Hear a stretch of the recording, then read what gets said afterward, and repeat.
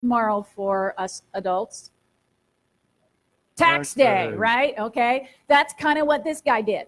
Okay. They didn't have like electronics and banks and stuff like that. So this guy would have to go to Briley and all of his neighbors, and he would have to say to them, okay, taxes are due, pay up. Okay. So he was giving the money then to the Roman government. He was a publican. Okay. That's what they call a publican. A publican, yes. So he would go to Briley and the others, and he would say to Briley, Briley, you owe the government $5. Pay up. Now, Briley knew there was no way she owed $5 to the government. Psst, no. And in fact, she really only owed $1. Okay? But if Briley made a big fuss about it and went to the policeman of the day and stuff, who do you think the policeman would throw in jail? Briley or this guy? Her. She did nothing wrong. But see, the policemen, the Roman soldiers, the Roman government was all behind this guy. And so they would throw her in jail. So she knew she would have to come up with the $5 and pay this guy the $5. Now, this guy would take the $1 that she really owed the government and give it to the Romans. Okay? So Riley was all clear with the government and stuff. But then, how much money does he have left over? $4. You know what he did with that? Stuck it in his own pocket. He kept it. He kept Riley's money. Even though it wasn't his, he stole it from her, in essence. And now, he would do this over and over again. He would find out that another neighbor was having trouble paying their bills. And so he would raise their taxes really, really high. And now they can't pay their taxes. They can't get food. They end up losing their house because of this guy. So this guy gets a house. He gets Briley's $4. He's taking money from everywhere.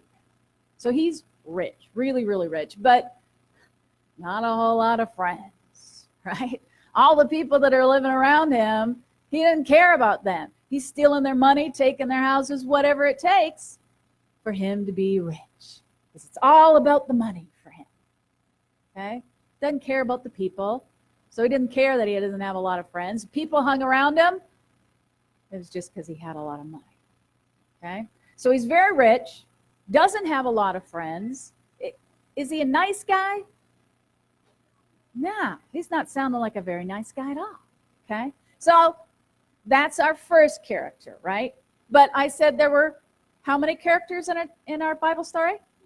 2. So we have one more. So, Pastor Steve, do you have the other one?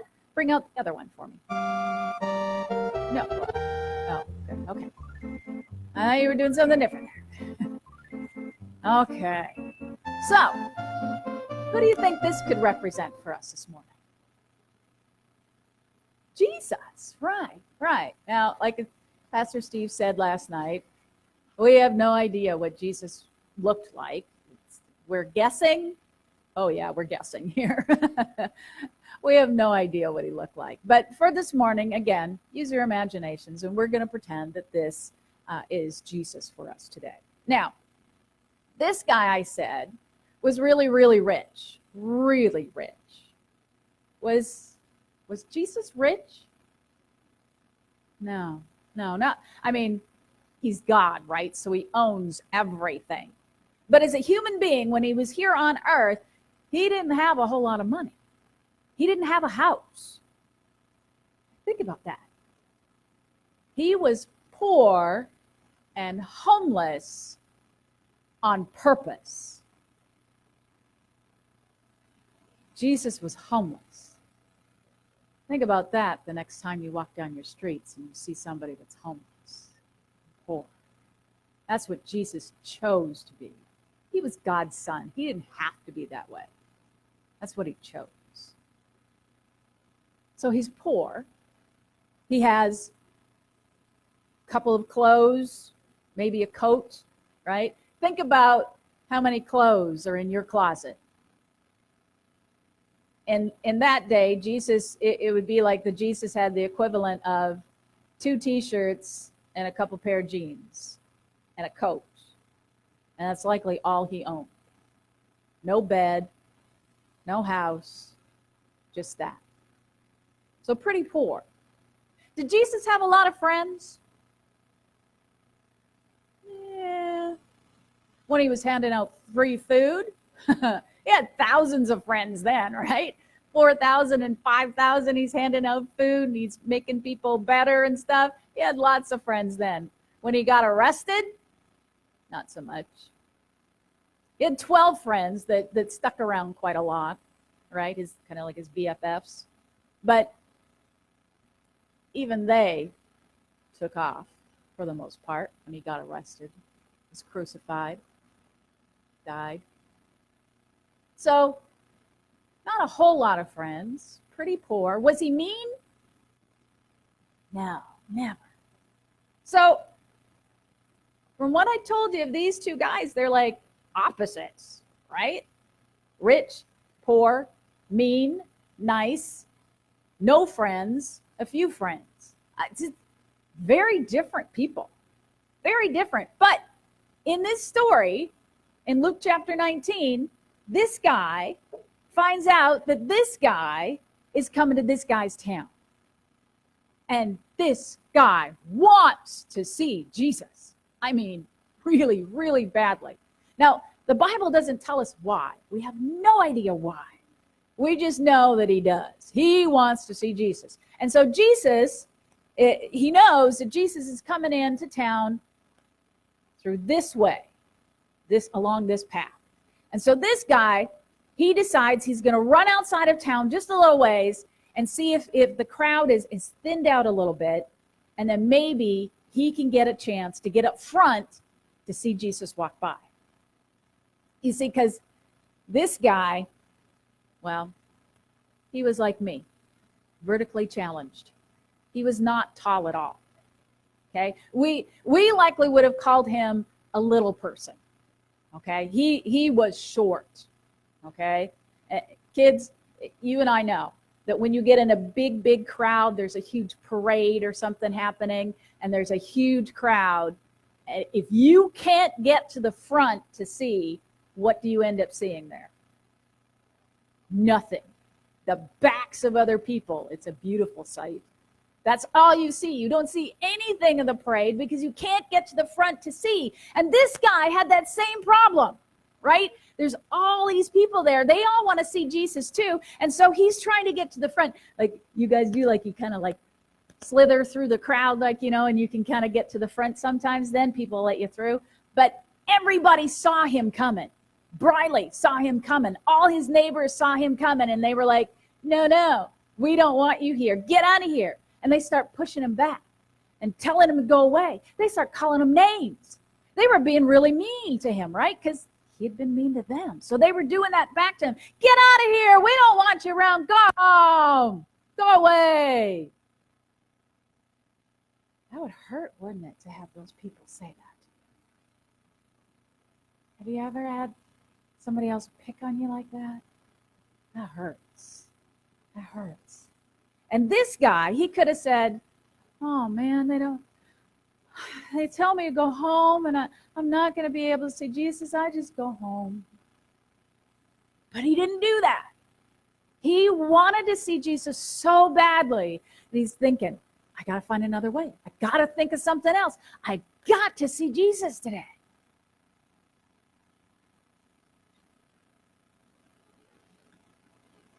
Was that your desire this morning? I need to get to church. I need to be with people who love Jesus. I need to see Jesus in somebody else today. I need to hear somebody tell me they're glad that I'm here today. I need somebody to give me a hug. It's been a really rough week. I need somebody to give me a hug. I need to see Jesus. I need to hear Jesus in somebody today. And so I gotta get to church.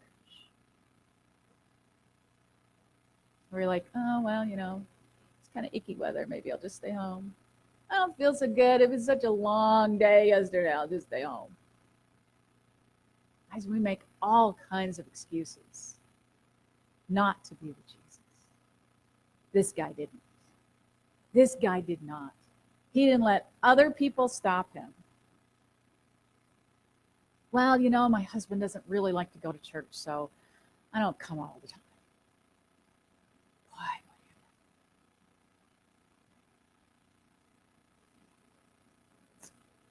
This guy did not let other people and other things stop him. He was determined to see Jesus. No matter what, he was going to do it. So he runs on back into town thinking, okay, maybe everybody else has gone out of town. Now I can stay here and see Jesus and get to the front. But there again, the same thing happens. What's he going to do? He's looking around. What am I going to do? I don't want to go home. I want to see Jesus. And then he sees it. Something God had put there years before, just for him. He sees this great, big, huge sycamore tree. Pastor Steve, Yes. there's a monkey in the tree. Exactly. I don't think there's monkeys in Israel. There's no Italian plumbers either, but guess Okay. No monkeys. No monkeys. what? But monkeys are cute. No, but us, there's no monkeys. We don't need monkeys. We don't need monkeys. No monkeys. It's okay. No monkeys. Okay. Catherine, can you show us the picture of a sycamore tree? Would you stop? You are worse than a kid. Stop that. No monkeys. No monkeys. No monkeys. No monkeys in the tree. There we go. There was. I turned it the other way. Yeah. Okay. Sycamore trees can grow to be 40 feet tall. They are huge trees. Okay. This is no coincidence that God placed that kind of tree right there for this guy. Okay. Huge, huge trees. And they are, I am told, the simplest, easiest climbing tree like in the world. Okay? They have branches, big branches that'll hold a full-grown man very easily on them. And they start really close to the ground, and they're fairly close together. Anybody, even a child, can easily hop from one branch to the other branch to the other branch, and you can climb one of these trees like that. Very quickly, you can be 40 feet up in the air in just a few seconds because of a sycamore tree. Now, I'm told that at this time of the year that this guy was climbing, the tree wasn't all green like that. It had a bunch of blossoms on it. And eventually, a sycamore tree will end up with these little round, little like baby pumpkins. What? Figs. Yeah, they're really called figs, but I call them baby pumpkins because that's what they look like to me, right? They're actually sycamore fig trees, is what they're called. That's true. But most of the figs stick fairly close to the trunk, and they don't go out really far on the branches and stuff to make it slippery or anything like that. And at this point, it was likely just in bloom, so it was all beautiful flowers and stuff anyway. Okay, so that's kind of what a sycamore tree would look like. Okay, so when this guy saw this tree there, this huge 40-foot tree, he was like, I can climb this tree. This is perfect. And so he runs over to this tree and he starts climbing up this tree, you know, going all over the place until he gets to the very top, kind of sets himself up in there, okay, and he's ready. He's going to see Jesus. Jesus is going to come right by there, and he's going to get to see Jesus, right? That's his plan. And that's kind of what happened, right? Jesus comes walking into Jericho, right? And he looks up. All these thousands of people everywhere, all trying to get close to Jesus, all trying to get his attention. And who gets Jesus' attention? This guy, yes. Mario. This guy gets Jesus' attention, right? And now, again, we're just pretending, right? He's really the Bible character. The Bible character's name wasn't Mario, right? Jesus knew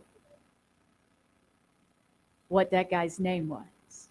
Now, they had never met before, right? When I needed to know Briley's name, I had to ask her. I had no idea what her name was, right? Because we'd never met before. These two had never met before. And yet, Jesus called him by name. How did Jesus know his name? What? He's the Son of God. Yeah. Yeah. He not only knew his name, he helped create him. Sorry, I thought it was off. He helped create him. Yeah. Yeah. So when Jesus walks by and he sees him up there, he calls him by name and he tells him to do something. He says, Zacchaeus, come down. I have to go to your house today. Today. Now, Jesus was basically inviting himself over to Zacchaeus' house, right? If I came up to you after church today and I said, hey, what are we having for lunch? I'm coming. You guys would be like, ooh, stranger danger, weird lady, go away from me. Right? I mean, inviting yourself over we consider it rude, right? But see, Jesus knew, Jesus knew that just sitting up in that tree was not what Zacchaeus needed. You see this? Jesus knew Zacchaeus needed to be with him.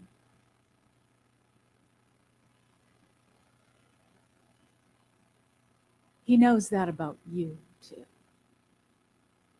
He knows that you just coming in and sitting in the pews and hearing pastor preach, that's not what you need. Right? Reading your Bible because I got to get my verse in or my chapter in for today. That's not what you need. You need him. You need a relationship with him. You need to be with him. That's what you need. And so when Jesus told him to come down quickly, I have to come to your house, Zacchaeus did not go, well, you know, it's kind of comfortable up in this tree, and I spent a lot of time getting here, and I don't think I want to come down. No, nobody likes me down there anyway. No excuses. When Jesus tells you to do something, do it, and do it quickly. Zacchaeus got that right. When Jesus said, Zacchaeus, come down fast, get down here quickly. That's exactly what Zacchaeus, I can't reach there. Zacchaeus, he needs to come down. Okay, I don't think that's how he came down. But there wasn't a monkey in the tree either. So, again, using your imaginations with us this morning, okay? So, Zacchaeus does come down out of that tree really fast. He does do that right. He obeys. He obeys quickly when Jesus calls to him. And now he's dancing. Jesus, come to my house. Jesus, come to my house. Yeah. And he's all excited. Jesus is coming to his house. This is huge. Who's not excited? Briley's not excited. Right? None of the neighbors, none of the other people that are there around. Oh, these are some of Briley's neighbors. Nobody else is excited. What was Jesus thinking? This guy, he's mean, he's horrid, he cheats, he steals. Everybody knows he's a sinner. What was Jesus doing even talking to him? Did Jesus know all the stuff that Zacchaeus had done? Yeah. Did Jesus say, well, Zacchaeus, you're on your own. I got to get to the temple. I got to get to church. You handle this. No, he spent time with them. Oh, guys, we as a church, we got to get this right. We got to figure out how to really love the people around us instead of just saying, well, I don't want to have anything to do with them. They stink, they smell, they do all those terrible, horrible things. I don't want to have anything to do with that. What will people think if I hang around with them? They may think you're being like Jesus. We got to get this right. So Jesus and Zacchaeus head to Zacchaeus' house. Now, remember, Jesus doesn't have a house. He likely did more than just have supper with them that day. He likely slept. They had a sleepover. Okay? Likely because Jesus didn't have any place else to sleep, so he likely slept there that night at Zacchaeus' house. And Zacchaeus and Jesus, they got to know one another, right? They got to talk. Jesus got to tell him all about God and heaven and making better choices and following him. And Zacchaeus heard. And he said, I want that. I want to change. I want to be different. And Zacchaeus eventually comes to Jesus. And he says, Jesus, please forgive me. Just that simple. Here's the best part of the story. He didn't just have a conversation with Jesus. You know what else he did? He went back out in front of Briley and all of his other neighbors. And he said, if I've cheated you, I'm going to pay you back 4 times what I stole from you. And I'm giving away half of all my money to the poor. Now, Briley, how much money did this guy take from you? $4. Who's my mathematician? 4 times 4 is 16. Very fast. $16 he's given back to Briley and all those other people. And half of what he owes, he's given. How much money is they gonna have now? It's a good thing he's got a job, because this guy's giving away everything. You see, he had spent